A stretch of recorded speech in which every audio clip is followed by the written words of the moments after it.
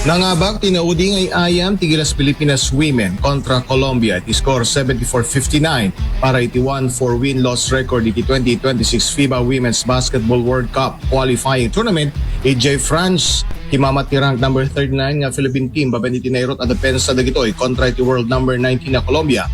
Nalimamang iti third quarter 51-47 sakbay iti final quarter.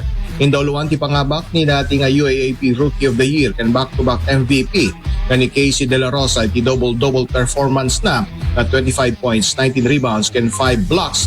Bayat nga ni US-based ace nga ni Sumapong ay miscore iti 21 points, 2 rebounds, 3 assists, and 3 steals. Segon kan Gilas women head coach Patrick Aquino dakila pakidayawan na makayayam iti naso torneo no sa dino adu tinagunudang adal mausar iti masungad nga international competition na. Dahito iti kaunaan nga nagayayam ti Gilas women iti Ruar iti Asia. Para iti IFM Sports, dahito ni Idol Joey C. Tatak IFM. IFM News. IFM News.